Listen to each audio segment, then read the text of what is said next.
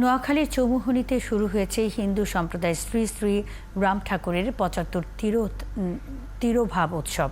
৪ দিনের এই উৎসবে যোগ দিতে এসেছেন ভারতসহ দেশ বিদেশের লাখো ভক্ত। উৎসবের নিরাপত্তায় ব্যাপক প্রস্তুতি নিয়েছে স্থানীয় প্রশাসন। নোয়াখালী প্রতিনিধি মিজানুর রহমানের তথ্য ও ছবি নিয়ে প্রতিবেদন।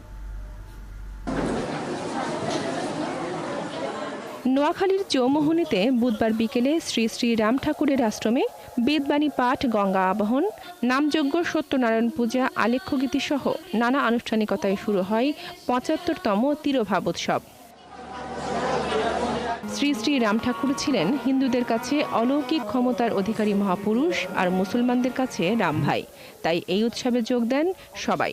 শান্তির জন্য, সুখের জন্য, এবং আমরা যাতে সবসময় ভালো থাকতে পারি। সবাই এই দিনটা যেন সবাই থাকি কামনা করি, ছেলেমেয়েরা যেন ভালো থাকে। নোয়াখালী জেলার হিন্দুদের কাছে সবচেয়ে বড় এই উৎসবে যোগ দিতে দেশের দূর দূরান্ত ছাড়াও ভারত থেকে এসেছেন ভক্তরা। কলকাতা থেকে এসেছি আমি, আমার ফ্যামিলি, আমার দিদি, সবাই, আমার শাশুড়ি মা, সবাই একসাথে এসেছি।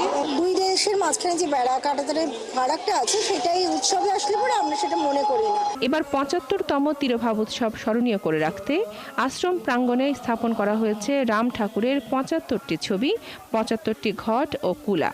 সেই ৭৫তম তিরোভাব উৎসবটাকে আমরা স্মরণীয় করে রাখার জন্যই আমরা এখানে ৭৫টা পট, ৭৫টা ঘট, ৭৫টা অগ্রগুলো আমরা সাজিয়েছি।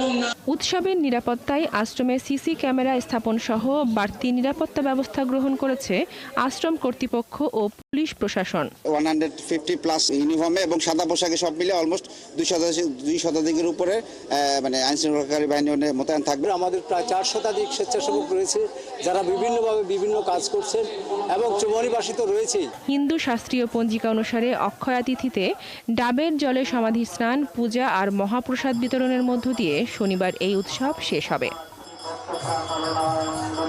বনশ্রী হালদার, ৭১।